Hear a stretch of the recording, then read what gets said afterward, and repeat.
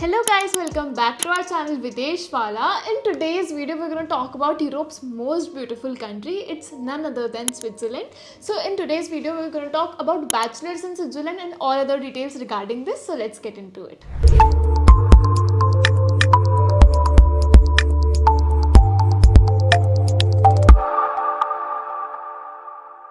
So let's begin this video by telling you the top bachelor courses Switzerland has. It has applied science, accounting, architecture, business management and so on.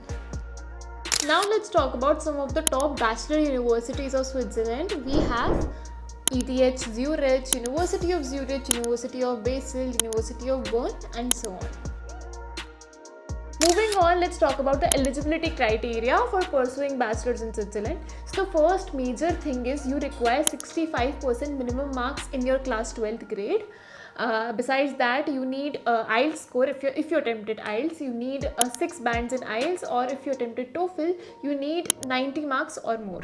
Besides that, you should know the language of instruction of the university you are pursuing and overall great academic scores. Now let's talk about the intake for bachelors in Switzerland. First is fall intake, which occurs in September and goes till February, and another is spring intake, which starts in February and ends in June. Now we have students most asked question that if bachelors of Switzerland consider scholarship or not. So yes, they provide you scholarship. You can check the screen for that. They provide EPFL Excellence Scholarship, Swiss Government Excellence Scholarship and also ETH Excellence Scholarship.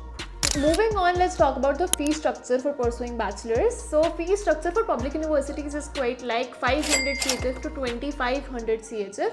But if we talk about private universities, it's way more expensive. It's like 9500 CHF. So obviously people prefer public universities over private universities. Now let's talk about the application process of the university. First you have to choose your course and the university you want to apply. Then आपको university की website पे जाके apply करना होता है and उसके लिए आपके पास proper documentation होने चाहिए. Then you can apply.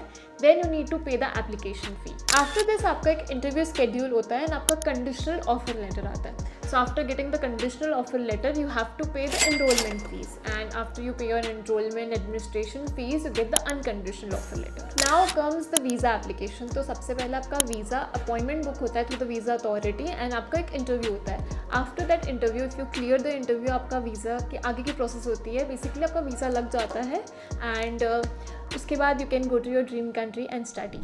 Also, you need to get your passport stamped through VFS.